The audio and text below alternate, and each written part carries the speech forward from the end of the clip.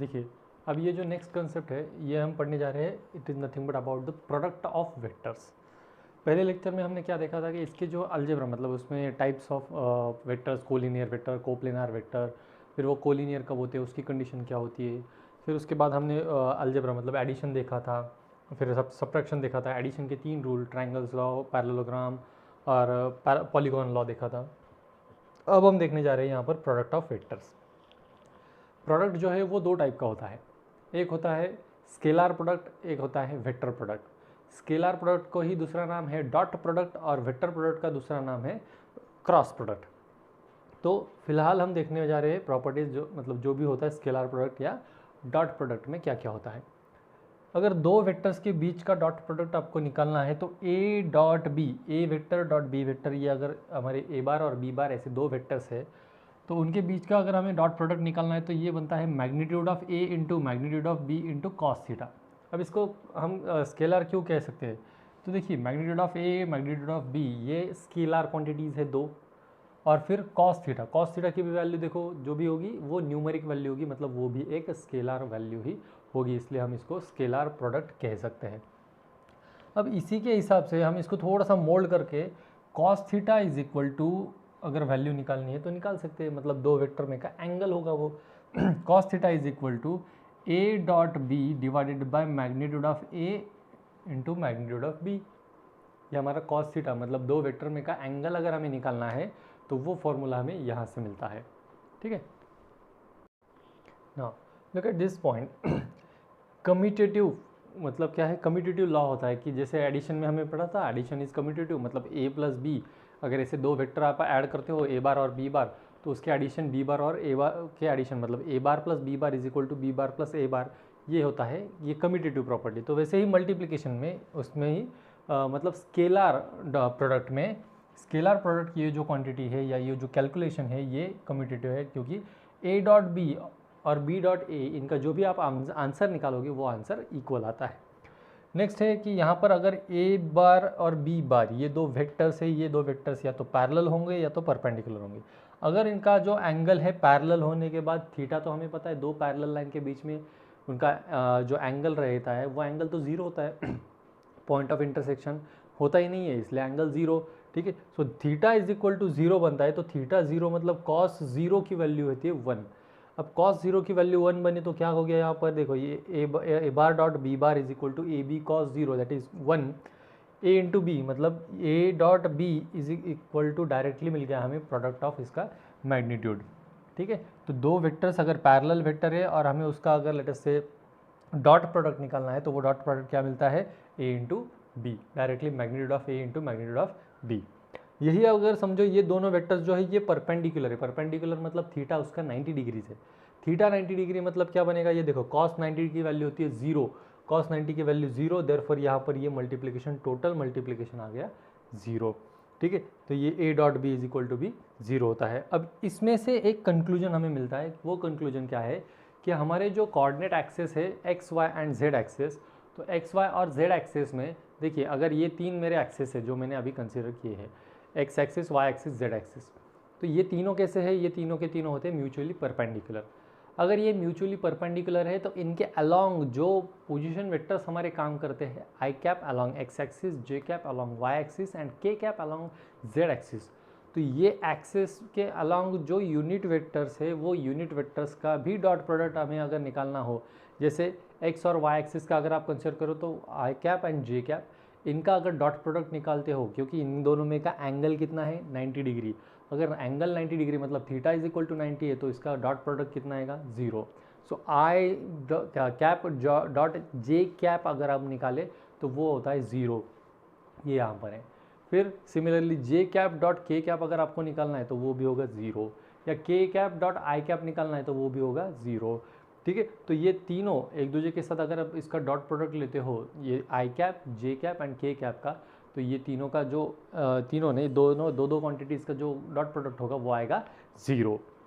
अब किसी भी वेक्टर का उसी वेक्टर के साथ अगर हम डॉट प्रोडक्ट लेते हैं, अ वेक्टर इज गिवन और उसका अगर समझो डॉट प्रोडक्ट लेते हैं, अब ये क्या है फिलहाल आई कैप जे कैप के कैप, ये यूनिट वेक्टर्स है। यूनिट वेक्टर्स मतलब उसका मैग्नीट्यूड होता है 1। अब यहाँ पर इसका मैग्नीट्यूड 1 है इज इक्वल टू, इसलिए आंसर आया हमारा 1। ठीक है, तो ये I dot I cap dot I cap, J cap dot J cap and K cap dot के कैप, इसका जो डॉट प्रोडक्ट है वो मिला हमें 1। अब इसी के बेस्ड हमने एक रिजल्ट आपको पूछा है कि लेट अस से ए बार डॉट ए बार अगर हम करते हैं किसी किसी एक वेक्टर का डॉट प्रोडक्ट उसी वेक्टर के साथ लेना, अगर ये करना है तो उसका आंसर हमें मिलता है magnitude of A whole square. क्या आंसर मिला हमें उसका? Magnitude of A whole square. ठीक है, ये हो गया हमारा डॉट प्रोडक्ट किसी एक वेक्टर का उसी वेक्टर के साथ और एक वेक्टर का दूसरे वेक्टर के साथ। ठीक है, अगर वो हमारे यूनिट वेक्टर आई कैप जे कैप के कैप है तो उनका डॉट प्रोडक्ट दूसरे के साथ आई का जे के साथ आई का के साथ जो है वो 0 बन जाएगा। ठीक है, अब नेक्स्ट पॉइंट है हमारा projection of a vector on any another vector. जैसे देखिए ये है एक ए वेक्टर, ये है बी वेक्टर। ए वेक्टर का प्रोजेक्शन बी वेक्टर पे मतलब क्या है, ये वेक्टर का जो टर्मिनल पॉइंट है वहाँ से हम परपेंडिकुलर ड्रॉ करते हैं दूसरे वेक्टर पे। तो ये हो गया, ये जो है this is nothing but the projection of A bar on B bar. ये यहाँ का ये जो सेगमेंट है, अगर हम इसको लेटर से नाम दे देते हैं ए बी ए सी और ये सी डी, तो ये ए डी जो है ये projection of A bar on B bar है। तो अगर ये प्रोजेक्शन हमें निकालना है तो हमारे पास फॉर्मूला है। क्या फॉर्मूला है कि projection of A bar on B bar is equal to A dot B divided by magnitude of B. मतलब जिस वेक्टर पर हम यहाँ पर प्रोजेक्शन देख रहे हैं, जिस वेक्टर पे हमने प्रोजेक्शन ड्रॉ किया है तो वो वेक्टर का मैग्नीट्यूड से हम डिवाइड करेंगे। तो A on B, projection of A on B है तो डिनोमिनेटर में आ गया मैग्नीट्यूड ऑफ बी बार, और प्रोजेक्शन ऑफ बी ऑन ए है तो हमारा मिल गया हमें मैग्नीट्यूड ऑफ ए बार। ठीक है, इस तरह से ये प्रोजेक्शन हमें फाइंड आउट करने के लिए आ सकता है। अभी एंगल का थोड़ी देर पहले यहाँ पर मैंने बताया था कि अगर एंगल निकालना है तो cos theta is equal to A dot B divided by magnitude of A into magnitude of B बनता है। तो ये उसी तरह से है। तो यहाँ पर ये a1 b1 a2 b2 a3 b3 क्या है एक्चुअली, तो ये a अगर कोई एक वेक्टर है हमारा जिसमें a1 आई कैप प्लस a2 जे कैप प्लस a3 के कैप, और b दूसरा एक वेक्टर है b1 आई कैप प्लस b2 जे कैप प्लस b3 के कैप। इस तरह से अगर हमारे ये दो वेक्टर्स है तो उस वेक्टर्स में आई कैप के कोएफिशिएंट्स है a1 b1, जे कैप के कोएफिशिएंट्स है a2 b2 और के कैप के कोएफिशिएंट्स है a3 b3। सो a1 into b1 plus a2 into b2 plus a3 into b3, ये होगा आपका डॉट प्रोडक्ट दो वेक्टर्स का, ये डॉट प्रोडक्ट होगा। ठीक है, तो डॉट प्रोडक्ट ये मिल गया और सिर्फ बचा क्या, तो उनके मैग्नीट्यूड्स। तो मैग्नीट्यूड कैसे निकाला जाता है ये तो आपको पता है, किसी भी वेक्टर का मैग्नीट्यूड अंडर रूट, यहाँ पर अगर ये X I cap plus Y J cap plus Z K cap है तो under root X square plus Y square plus Z square, तो यहाँ पर क्या है वो a1 a2 a3 है, तो under root a1 square plus a2 square plus a3 square plus under root b1 square plus b2 square plus b3 square. इस तरह से हमें ये मैग्नीट्यूड इसका मिल गया। तो ये था पूरा डॉट प्रोडक्ट, ये डॉट प्रोडक्ट है। देखिए बच्चों, आपको ये पता होना चाहिए कि डॉट प्रोडक्ट में कॉस थीटा आता है, और जब हम वेक्टर प्रोडक्ट पढ़ेंगे या स्केलर ट्रिपल प्रोडक्ट पढ़ेंगे जिसको बॉक्स प्रोडक्ट भी कहा जाता है। देखिए 3 टाइप के प्रोडक्ट हैं हमें, एक डॉट प्रोडक्ट, एक क्रॉस प्रोडक्ट और एक बॉक्स प्रोडक्ट। ठीक है, इसी को नाम क्या क्या है, स्केलर प्रोडक्ट, वेक्टर प्रोडक्ट और स्केलर ट्रिपल प्रोडक्ट। ठीक है, तो इस तरह से हमारे पास ये कंसेप्ट है। आई होप आपको ये समझ में आ गया है। अभी हम जो है नेक्स्ट पढ़ने वाले हैं cross product, that is vector product. देखिए अब हमारा नेक्स्ट कंसेप्ट जो है दैट इज प्रोडक्ट में का ही second part, that is vector product. इसी का अल्टरनेट नाम मैंने आपको बताया था क्रॉस प्रोडक्ट। ठीक है, डॉट प्रोडक्ट में हम देते हैं दो वेक्टर्स के बीच में डॉट, और क्रॉस प्रोडक्ट में देते हैं क्रॉस। इन दोनों में ये डिफरेंस है, और सिर्फ यहाँ पर नाम का डिफरेंस नहीं है, यहाँ पर इसके कैलकुलेशंस का भी डिफरेंस है। देखिए क्या डिफरेंस है यहाँ पर। पहली प्रॉपर्टी, जैसे हमने डॉट प्रोडक्ट में पढ़ा था कि A dot B is equal to magnitude of A into magnitude of B is equal to into cos theta. वैसे यहाँ पर क्या है, magnitude of A into magnitude of B into sine theta into N cap. अब ये N cap क्या है, let us से अज्यूम कीजिए कि हमारे दो वेक्टर्स है, ये दो वेक्टर्स हैं हमारे। ठीक है, इन दो वेक्टर्स ए बार और बी बार, इन दो वेक्टर्स को जब हम इसका क्रॉस प्रोडक्ट लेंगे तब इसको परपेंडिकुलर होने वाला जो एक वेक्टर है उस वेक्टर के अलोंग एक यूनिट वेक्टर रहेगा, उस यूनिट वेक्टर का नाम है एन कैप। यहाँ पर लिखा है देखिए, N cap unit vector perpendicular to both A bar and B bar. एक ऐसा यूनिट वेक्टर जो दोनों वेक्टर्स को परपेंडिकुलर होगा। अब ये यूनिट वेक्टर फाइंड आउट कैसे किया जाएगा, तो देखिए N cap is equal to plus और माइनस ए और बी वेक्टर का क्रॉस प्रोडक्ट, ये वैल्यू आप लिखोगे, divided by magnitude of A cross B. ठीक है, तो दो वेक्टर्स का cross product divided by magnitude of A cross B निकालोगे आप, तो आपको डायरेक्टली ये एन कैप की वैल्यू मिल जाएगी।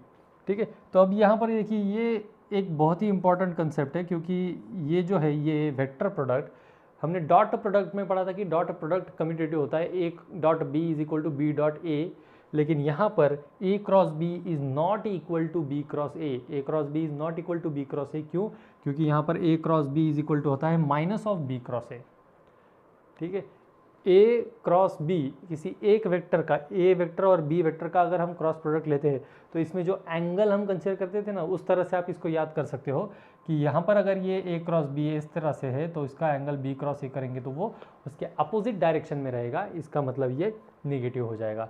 तो ए क्रॉस बी अगर है आपका, लेटर से यहाँ पर एक कुछ क्वांटिटी आपको एक वेक्टर मिला तो ये उसका अपोजिट वेक्टर मिलेगा। ठीक है, तो अगर ए क्रॉस बी अगर आपको अपवर्ड डायरेक्शन वाला वेक्टर देता है जो इन दोनों को परपेंडिकुलर है, तो बी क्रॉस ए आपको इसके अपोजिट डायरेक्शन वाला वेक्टर देगा। तो यहाँ पर अभी ये magnitude of A cross B या बी क्रॉस ए ये दोनों इक्वल रहेंगे। क्यों? क्योंकि देखिए ये दोनों जो वेक्टर्स है जो हमारे ए क्रॉस और B cross, A cross B और बी क्रॉस ए को जो परपेंडिकुलर है वो वेक्टर्स कौन से हैं? एक है एन कैप और दूसरा है minus of N cap, later से अज्यूम कीजिए। ठीक है, तो अब ये दोनों वेक्टर्स कैसे हो गए? दो vectors are equal in magnitude but opposite in direction होते हैं। दैट्स वाई हम कह सकते हैं कि यहाँ पर जो मैग्नीट्यूड है वो मैग्नीट्यूड दोनों का सेम रहेगा, लेकिन जो साइन है वो साइन निगेटिव आएगा। तो यहाँ पर अगर हम ए क्रॉस बी और बी क्रॉस ए करते हो तो दोनों का भी जो मैग्नीट्यूड है वो मैग्नीट्यूड इक्वल होता है। देखिए यहाँ पर मैग्नीट्यूड किस तरह से निकाला जाता है, तो ये होता है magnitude A B sine theta. A B sine theta से आप मैग्नीट्यूड निकाल सकते हो, और ये एन कैप किसके लिए होता है? ये N cap to show that the direction. ठीक है, तो डायरेक्शन दिखाने के लिए हमारा ये एन कैप होता है यहाँ पर। नेक्स्ट पॉइंट है कि जैसे हमने डॉट प्रोडक्ट में देखा था कि कोलिनियर मतलब पैरेलल अगर वेक्टर से या परपेंडिकुलर वेक्टर से तो क्या आता था वैल्यू, वैसे यहाँ पर भी if these two vectors are parallel और कोलिनियर, पैरेलल मतलब थीटा इज इक्वल टू 0, और अगर थीटा इज इक्वल टू 0 है तो cross product is equal to 0। वही अगर इन दोनों में से लेटर से A cross B is equal to 0 होता है, तो A cross B is equal to 0 मतलब क्या है? या तो इसमें से ए इज इक्वल टू 0 है, या तो बी इज इक्वल टू 0 है, या दोनों कोलिनियर है। मतलब क्या है? अगर दो वेक्टर्स का क्रॉस प्रोडक्ट आपका वैल्यू 0 आता है तो उसमें अगर कोई एक वेक्टर 0 हो सकता है, कोई दूसरा वेक्टर 0 हो सकता है, नहीं तो दोनों कोलिनियर हो सकते हैं, मतलब दोनों पैरेलल हो सकते हैं। ये यहाँ तक का हमारा रिजल्ट था। जैसे वहाँ डॉट प्रोडक्ट में हमने दो सेम वेक्टर को एक साथ मल्टीपल किया था, ए वेक्टर डॉट ए वेक्टर, तो उसका जो प्रोडक्ट आया था वो प्रोडक्ट हमें मिला था magnitude of A whole square. वैसे यहाँ पर अगर हम किसी सेम वेक्टर को उसी के साथ अगर क्रॉस प्रोडक्ट में ले ले तो थीटा बनता है 0, थीटा 0 मतलब वहाँ पर आंसर उसका 0। जैसे वहाँ पर हमने आई डॉट आई किया था उसकी वैल्यू हमें 1 मिली थी, वैसे यहाँ पर देखिए ये एक सर्कल आप याद रख सकते हो आई कैप जे कैप के कैप के लिए। ये यहाँ पर आई कैप है, यहाँ पर जे कैप है, यहाँ पर के कैप है, तो आई कैप का क्रॉस प्रोडक्ट जे कैप के साथ अगर आप लेते हो तो उसका आंसर आपको मिलेगा के cap. I cross J is के कैप, फिर जे क्रॉस के इज आई कैप, देन के cross I is J cap. देखिए सीक्वेंस भी बहुत इंपॉर्टेंट है ना, क्योंकि आई क्रॉस जे की जगह पे जे क्रॉस आई लिखोगे तो जे क्रॉस आई डायरेक्शन उल्टा हो जाएगा। जे क्रॉस आई यहाँ पर है हमारा वो जे क्रॉस आई मतलब वो बनेगा माइनस ऑफ के कैप। वैसे ही आई क्रॉस के अगर करोगे तो वो बनेगा माइनस ऑफ जे कैप, और के क्रॉस जे करोगे तो वो बनेगा माइनस ऑफ आई कैप। इस तरह से ये हमारा क्रॉस प्रोडक्ट है। और सेम वेक्टर का क्रॉस प्रोडक्ट, तो यहाँ पर जो रिजल्ट एप्लीकेबल है वही यहाँ पर कि same I cap dot I cap cross I cap अगर हम करते हैं तो उसका प्रोडक्ट भी 0 आएगा। जे कैप क्रॉस जे कैप करते हैं तो वो भी 0 आएगा, और के कैप क्रॉस के कैप करते तो वो भी 0 आएगा। तो इस तरह से हमारा ये क्रॉस प्रोडक्ट का टर्म्स है, ये टर्म्स हमेशा हमें याद रखने हैं। जितने भी बार हम कैलकुलेशन करेंगे, जितने भी एग्जाम्पल सॉल्व करेंगे, उन सारे एग्जाम्पल्स में हमें ये याद रखना है। अगली टर्म है एंगल बिटवीन टू वेक्टर्स। जो दो वेक्टर है जिनके बारे में क्रॉस प्रोडक्ट में हमें बताया गया है उनका बीच का एंगल कैसे निकालना है। तो ये देखिए यहाँ पर हमने देखा था कि मैग्नीट्यूड किस तरह से फाइंड आउट करते हैं कि A cross B, magnitude of A cross B is equal to A B sine theta. तो साइन थीटा निकालना है तो हमारे पास है magnitude of A cross B करो, जो क्रॉस प्रोडक्ट का जो वेक्टर मिला है हमें उसका मैग्नीट्यूड निकालो divided by magnitude of A into magnitude of B. ये करोगे आपको sine theta is equal to कुछ रेशो मिलेगा और उस रेशो के हिसाब से आप थीटा जो है वो थीटा फाइंड आउट कर सकते हो। ठीक है, देन नेक्स्ट कि क्रॉस प्रोडक्ट ही कैसे फाइंड आउट करना है। ए वेक्टर गिवन है, बी वेक्टर गिवन है और आपको उसका क्रॉस प्रोडक्ट निकालना है। तो क्रॉस प्रोडक्ट मतलब it nothing but a vector quantity. वहाँ पर आंसर आपको एक वेक्टर ही मिलने वाला है। तो वेक्टर कैसे मिलेगा, देखिए एक डिटर्मिनेंट लिखना है आई कैप जे कैप के कैप और फर्स्ट वेक्टर के आई जे के कोएफिशिएंट्स रिस्पेक्टिवली उसके नीचे वाले कॉलम में। ठीक है, सिमिलरली बी वेक्टर के भी आई कैप जे कैप के कैप के कोएफिशिएंट्स उसके नीचे कॉलम में, और ये डिटर्मिनेंट सॉल्व करवा लो। ये डिटर्मिनेंट जैसे ही सॉल्व होगा आपको एक वेक्टर क्वांटिटी मिलेगी जो एक वेक्टर होगा और वो वेक्टर आपका रिजल्टेंट वेक्टर होगा जो कि परपेंडिकुलर होगा ए बार और बी बार दोनों को। ठीक है, या हम ऐसा कह सकते हैं कि ए बार और बी बार अगर ये एक प्लेन में प्लेन के दो साइड से लेटस से, ठीक है, वैसे तो कह नहीं सकते लेकिन हमारे अजम्पशन के लिए हमने कह दिया कि ये हमारे प्लेन के दो साइड से, तो जो प्लेन क्रिएट किया ही ए बार और बी बार ने उस प्लेन को ही वो परपेंडिकुलर होता है। ठीक है, तो इस तरह से ये रिजल्ट आया। अब ये जो रिजल्ट है ये तो हमें याद रखना है, इसको हम लैग्रेंजेस आइडेंटिटी भी बोलते हैं, इसका नाम है। तो अगर समझो रिलेशन चाहिए हमें, किसका रिलेशन चाहिए, क्रॉस प्रोडक्ट और डॉट प्रोडक्ट में अगर हमें रिलेशन चाहिए तो वो रिलेशन क्या है, A cross B whole square is equal to A square मतलब magnitude of A square into magnitude of B square minus A dot B whole square. मतलब दो वेक्टर्स का अगर हमें क्रॉस प्रोडक्ट पता है तो हम उसका डॉट प्रोडक्ट भी डायरेक्टली निकाल सकते हैं। क्रॉस प्रोडक्ट पता है तो डॉट प्रोडक्ट भी निकाल सकते हैं, या डॉट प्रोडक्ट पता है तो क्रॉस प्रोडक्ट भी निकाल सकते हैं। क्योंकि दो वेक्टर्स अगर हमें पता है तो हम उसकी मैग्नीट्यूड निकाल सकते हैं। देखिए यहाँ पर मैग्नीट्यूड निकाला, उसका स्क्वायर किया, मल्टीप्लिकेशन किया, और डॉट प्रोडक्ट के लिए यहाँ पर देखा और यहाँ से हमने फिर ये जो क्वांटिटी है वो इक्वेट कर ली फिर ए क्रॉस बी होल स्क्वायर के साथ। ठीक है, तो ये लैग्रेंजेस आइडेंटिटी है, ये हमें यहाँ पर याद रखनी पड़ती है, किसी एक एग्जाम्पल में पूछा जा सकता है, कोई प्रॉब्लम नहीं है। अब जैसे हमने पढ़ा था कि स्केलर प्रोडक्ट यानी डॉट प्रोडक्ट जो है वो डिस्ट्रीब्यूटिव है, तो हमें चेक करना है कि क्रॉस प्रोडक्ट भी डिस्ट्रीब्यूटिव है या नहीं। तो यहाँ पर रिजल्ट आपके सामने है कि क्रॉस प्रोडक्ट भी डिस्ट्रीब्यूटिव है। सिर्फ यहाँ पर याद ये रखना है कि वो लेफ्ट डिस्ट्रीब्यूटिव है या राइट डिस्ट्रीब्यूटिव है, क्योंकि ये लेफ्ट डिस्ट्रीब्यूटिव राइट डिस्ट्रीब्यूटिव ये हमने पढ़ा था मैट्रिसेस चैप्टर में। क्योंकि वहाँ पर क्या मैटर करता है यहाँ पर कि वो कहाँ से मल्टीप्लाई है। अगर वो लेफ्ट डिस्ट्रीब्यूटिव है तो ए क्रॉस बी आएगा, अगर वो राइट है तो बी क्रॉस ए आएगा। ठीक है ना, समझ रहे हो, डिफरेंस समझ में आ रहा है। तो A cross B plus A cross C या इसका रिजल्ट मिलेगा। और अगर let's say A bar plus B bar cross C bar इस तरह से अगर कुछ है तो A cross C plus B cross C ऐसे उसके रिजल्ट्स आ जाएंगे। ये है टोटल इन्फॉर्मेशन हमारी वेक्टर यानी क्रॉस प्रोडक्ट के बारे में। अब ये क्रॉस प्रोडक्ट होने के बाद हमारा क्या बचता है, स्केलर ट्रिपल प्रोडक्ट, क्योंकि वेक्टर ट्रिपल प्रोडक्ट हमारा इस सिलेबस में नहीं है, तो हम देखेंगे स्केलर ट्रिपल प्रोडक्ट, जिसको और में नाम क्या है, बॉक्स प्रोडक्ट। तो हमने क्या क्या देखा है अभी तक, हमने देखा है स्केलर प्रोडक्ट मतलब डॉट प्रोडक्ट, वेक्टर प्रोडक्ट मतलब क्रॉस प्रोडक्ट, और अभी हम देखने जा रहे हैं स्केलर ट्रिपल प्रोडक्ट मतलब बॉक्स प्रोडक्ट। ठीक है, अगर इसमें आपको कुछ प्रॉब्लम नहीं है तो हम अगला कंसेप्ट हमारा पढ़ते हैं। Look at the next concept from product. ये प्रोडक्ट का लास्ट कंसेप्ट है, that is scalar triple product. Scalar triple product में क्या होता है या उसको क्या बोलते हैं हम, एक और नाम मैंने आपको बताया था कि वो होता है box product.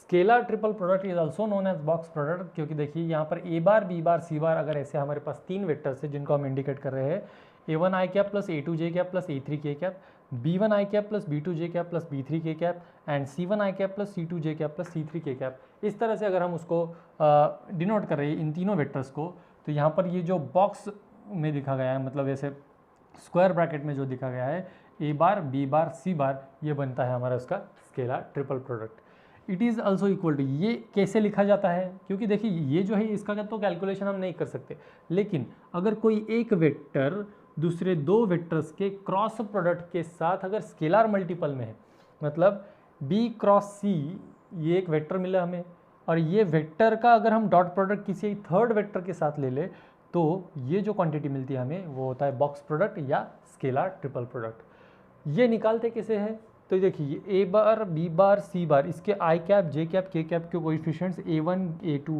A3 B1 B2 B3 और C1 C2 C3 इनका जो डिटर्मिनेंट फॉर्म होगा उस डिटर्मिनेंट को फॉर्म करने के बाद जो भी सॉल्यूशन आएगा that will be the box product of our vectors, 3 vectors. जो 3 वेक्टर्स हमें गिवन है उन तीनों वेक्टर्स का जो बॉक्स प्रोडक्ट होगा वो बॉक्स प्रोडक्ट मतलब क्या होगा, उसके कोएफिशिएंट्स का इस तरह से डिटर्मिनेंट बनाओ और उसको सॉल्व करो। अब इसमें एकदम सिंपल लेवल वाला एग्जांपल कैसे आ सकता है, एक ऐसा होगा कि इसमें से लेटर से ये 3 वेक्टर्स है और इसमें कोई एक जो वेरिएबल है या कोई नॉट वेरिएबल जो कोएफिशिएंट है आई कैप जे कैप के कैप में से वो मिसिंग होगा और दिया जाएगा कि इसका जो डॉट प्रोडक्ट इसका जो बॉक्स प्रोडक्ट है वो बॉक्स प्रोडक्ट का वैल्यू दिया जाएगा आपको। बॉक्स प्रोडक्ट का वैल्यू मतलब इस डिटर्मिनेंट की वैल्यू होगी और इस डिटर्मिनेंट की वैल्यू अगर आपको पता है तो आप इसमें से 1 2 3 4 5 6 या 7 8 9 इन 9 में से कोई भी वैल्यू आपकी मिसिंग हो वो आप निकाल सकते हो। ठीक है, इस तरह से एक एग्जांपल आ सकता है, एक टाइप बताया मैंने आपको अभी। ठीक है, अब इसमें हमें क्या देखना है, ये जो स्केलर ट्रिपल प्रोडक्ट हम पढ़ रहे हैं इसके आप प्रॉपर्टीज़ देखने हैं। जैसे हमने डॉट प्रोडक्ट के प्रॉपर्टीज़ पढ़े, हमने वेक्टर प्रोडक्ट के प्रॉपर्टीज़ पढ़े, अब वैसे हमें स्केलर ट्रिपल प्रोडक्ट के प्रॉपर्टीज़ पढ़ने 10-12 कुछ प्रॉपर्टीज़ है, लर्न कर लेते हैं और इसके बाद जो है ये लास्ट सेशन में हम बढ़ रहे हैं इस चैप्टर की, दैट इज़ डायरेक्शन कोसाइन वगैरह जो आगे हमें पढ़ना है। Now look at this properties of box product या स्केलर ट्रिपल प्रोडक्ट, ये हमें पढ़ना है। तो इसमें से फर्स्ट प्रॉपर्टी है if one of the vectors, मतलब जो ए बी सी ये जो वेक्टर्स हम कंसिडर करने वाले position vectors A bar B bar C bar, तो उसमें से अगर कोई भी एक वेक्टर ज़ीरो है तो हमारा जो बॉक्स प्रोडक्ट होगा वो ज़ीरो होगा। ऐसा क्यों होगा, क्योंकि देखिए हमारे जो बॉक्स प्रोडक्ट में टर्म्स होती है वो A1 B1 C1 A2 B2 C2 A3 B3 C3, अगर उसमें से कोई एक भी ज़ीरो हो गया तो लेटर से A dot B cross C हम लिखते हैं। ठीक है, तो ये जो बॉक्स प्रोडक्ट है ये क्या होता है A dot B cross C। तो इसमें से अगर कुछ भी एक वेक्टर, कोई भी एक वेक्टर जो है वो अगर ज़ीरो हो गया, लेटर से ये ज़ीरो हो गया, तो इसका डॉट क्रॉस प्रोडक्ट लेने के बाद हम किससे मल्टीप्लाई करेंगे उसको, ज़ीरो से, ज़ीरो आएगा। या इन दोनों में से अगर कोई एक ज़ीरो है तो वो ज़ीरो ही आएगा, कोई उसमें प्रॉब्लम वाली बात है ही नहीं। तो एक भी अगर ज़ीरो होता है तो ये जो टोटल बॉक्स प्रोडक्ट है वो ज़ीरो बन जाएगा। अगर इसमें से दो कोई कोलिनियर है, ये दो है लेटर से ये B क्रॉस C, ये दो अगर कोलिनियर है तो हमें पता है कोलिनियर अगर बनता है तो उसमें क्या बनेगा, उसमें क्या होगा, वो cross product will be zero. तो वैसे ये cross product is equal to zero बनेगा और ये ज़ीरो बना तो उसका अगर आप स्केलर प्रोडक्ट ए बार के साथ लेंगे भी तो वो भी ज़ीरो बन जाएगा। तो any two vectors are collinear और इक्वल, इनमें से मतलब अगर बी बार सी बार या ए बार ये दोनों, इन तीनों में से कोई भी दो अगर कोलिनियर है या कोलिनियर नहीं है तो इक्वल भी रहे तो भी हमारा ये जो है ये बॉक्स प्रोडक्ट ये ज़ीरो होगा। क्योंकि हमें पता है डिटर्मिनेंट में हमने पढ़ा था कि डिटर्मिनेंट के प्रॉपर्टी हमने पढ़ी थी 11th स्टैंडर्ड में, डिटर्मिनेंट के अगर दो कोई भी कॉलम या रोज़ अगर इक्वल होते हैं तो वो डिटर्मिनेंट की वैल्यू ज़ीरो देता है, ये हमने पढ़ा था। ठीक है, नेक्स्ट है box product of A bar B bar C bar, B bar C bar A bar या C bar A bar B bar, ये इक्वल होता है। इसी को हम कहते हैं कि it is the cyclic representation. ठीक है, तो अगर ये ए बार है, बी बार है और सी बार है तो इसको आप साइक्लिकली जब रोटेट करते हो तब जाके आपको ये इक्वल आंसर देगा। लेकिन अगर सिर्फ कोई दो इंटरचेंज किया आपने, मतलब ए को बी के साथ और बी को ए के साथ इंटरचेंज किया, तो ये क्या बनेगा यहाँ पर देखिए, ए को बी के साथ और बी को ए के साथ, मतलब ये ए बी सी है तो ये बी ए सी बन गया, तो ये जो है ये आपको सेम वैल्यू नहीं देगा, ये आपको निगेटिव वैल्यू देगा। क्योंकि ये भी प्रॉपर्टी हमने डिटर्मिनेंट में पढ़ी थी कि अगर हम किसी दो कॉलम या रोज को इंटरचेंज कर दे तो उसके डिटर्मिनेंट की जो वैल्यू है वो निगेटिव ऑफ डिटर्मिनेंट मिलती है। तो यहाँ पर भी यही है कि अगर हम किसी दो को ही बस इंटरचेंज करेंगे तो उसका निगेटिव हमें वैल्यू मिलेगा। ये प्रॉपर्टी नंबर 7 में हमने यहाँ पर लिखा है कि if two vectors are interchange then उसका जो आंसर होगा वो निगेटिव होगा। लेकिन अगर हम उसको साइक्लिकली इंटरचेंज करेंगे, जैसे यहाँ पर देखिए पहला सीक्वेंस अगर ए बी सी है तो 1 2 3 है, तो फिर दूसरा क्या बन गया हमारा, बी आ गया, बी फर्स्ट रैंक पे आया, सी सेकंड पे आया और ए थर्ड पे चला गया। यहाँ पर ये देखो ये बी आया फर्स्ट रैंक पे, सी आया सेकंड पे, ए गया थर्ड पे। फिर अगले इसमें क्या हुआ, सी आया फर्स्ट पे, ए गया सेकंड पे और बी आया थर्ड पर। तो ऐसा अगर ये साइक्लिक रोटेशन है या साइक्लिक इंटरचेंज अगर हम करते हैं तो इसमें इसके आंसर्स जो है वो इक्वल आते हैं, ये सारे वैल्यूज़ इक्वल बनते हैं, ये हमें पता होना ज़रूरी है। फिर आगे क्या है कि ए बार बी बार सी बार इसका जो बॉक्स प्रोडक्ट है, अगर ये A bar B bar C bar ये क्या है, ये हमारे किसी एक टेट्राहेड्रॉन के कोटर्मिनस एजेस है, मतलब टेट्राहेड्रॉन मतलब सभी को पता है कि एक ऐसा पिरामिड हमें सभी को पता है कि उसका बेस स्क्वायर होता है, अगर वही बेस अगर ट्राइंगल बन जाए तो जो फिगर फॉर्म होती है 3 डायमेंशनल, उस फिगर को हम टेट्राहेड्रॉन टेट्राहेड्रॉन ने हम पैरेललोपिपेड के बारे में पढ़ रहे थे। तो पैरेललोपिपेड मतलब क्यूबॉइड का एक ऐसा पैरेललोपिपेड मतलब ऐसा डायग्राम जिसमें पैरेललोग्राम उसके सारे साइड्स होते हैं। तो यहाँ पर ऐसा अगर है तो A bar B bar C बार जो है वो क्या इट रिप्रेजेंट करता है, it represent parallelogram with the coterminous edges A bar B bar and C bar. ठीक है, फिर हमें चेक करना था कि अगर ये सपोज ए bar B bar C bar ये कोलिनियर का तो हो गया, मतलब ये वेक्टर कोलिनियर और इक्वल थे, लेकिन अगर ये वेक्टर्स कोप्लेनर है, कौन कौन से, तीनों वेक्टर्स कोप्लेनर है, तो क्या बनता था, तो उसका जो बॉक्स प्रोडक्ट है वो भी यहाँ पर 0 ही बनेगा। ठीक है, तो ये बॉक्स प्रोडक्ट भी यहाँ पर 0 बन गया। आगे जाके वॉल्यूम ऑफ टेट्राहेड्रॉन की वॉल्यूम, उसमें भी ए बार बी बार सी बार क्या है, these are the coterminous edges. तो अगर ये टेट्राहेड्रॉन है, टेट्राहेड्रॉन की जो वॉल्यूम है उसका फॉर्मूला बनता है 1/6 into A bar B bar C bar. A bar B bar C bar indicates the three coterminous edges. ठीक है, या उसके जो पॉइंट्स हमें पता है वो तीनों पॉइंट्स। अगर ये समझो ए बार बी बार सी बार के फॉर्मेट में गिवन है, तो वैसा अगर suppose A B C D ऐसा अगर हमें टेट्राहेड्रॉन गिवन है इस फॉर्मेट में A dash B C D, तो ए पॉइंट मतलब वो टॉप वाला पॉइंट होगा, वहाँ से लेके ए बी ए सी और ए डी, इस तरह से हमारे 3 एजेस निकलेंगे। वो 3 एजेस ए बी ए सी और ए डी वेक्टर्स इंडिकेट करेगा। तो ये 1/6 into A B bar into A C bar into A D bar, मतलब ये इंटू ने इसमें box product 1/6 into box product of A B bar A C bar A D bar हम कहेंगे। यहाँ पर 1/6 into box product of A bar B bar C bar है, तो वही यहाँ पर box product of 1/6 into box product of A B bar A C bar A D बार है। ठीक है, तो ये यहाँ पर ये फॉर्मूला बहुत अच्छे से याद रखो, क्योंकि इस पर एक आध एग्जाम्पल रहता ही है।